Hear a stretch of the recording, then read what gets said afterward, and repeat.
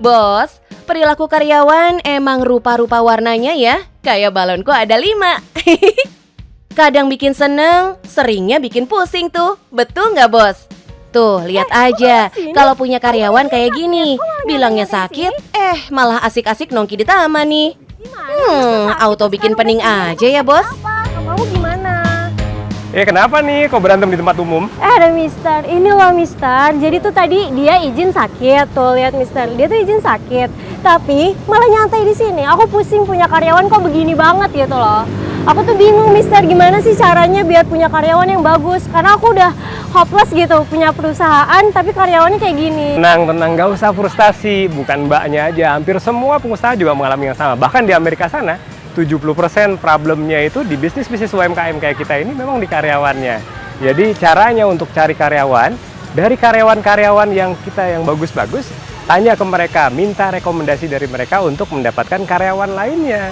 Oh, jadi cari karyawan tuh dari rekomendasi orang yang kita percaya gitu ya. Tapi bukannya itu termasuk nepotisme ya, Mister? Iya, kalau nepotisme dalam kondisi yang baik sebenarnya nggak ada masalah. Tapi tetap dilakukan proses seleksinya. Jadi dilakukan interview juga tetap, tes psikotes juga tetap. Jadi proses seleksi dari A sampai Z-nya memang tetap harus dilakukan. Tapi ya Mister, selama proses seleksi itu apa sih Mister yang proses seleksi yang paling penting? Dari proses seleksi itu yang paling penting adalah memastikan psikologinya. Karyawan yang akan kita rekrut sesuai nggak dengan karakternya, dengan pekerjaan yang akan kita berikan.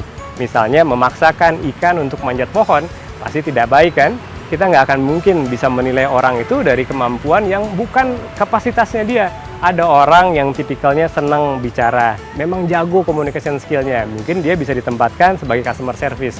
Tapi kalau dia memang tipikalnya kutu buku, yang nggak terbiasa ketemu orang, yang dia lebih suka pembukuan, dipaksakan dia untuk jadi penjualan, di sales atau customer service, pasti juga nggak baik. Jadi yang paling penting adalah karakternya harus cocok dengan pekerjaan yang ditawarkan. Oh gitu ya Mister, berarti kita untuk nyari karyawan itu harus dari rekomendasi orang terpercaya. Selain itu juga kita melakukan proses penseleksian yang sesuai dengan karakter yang kita inginkan.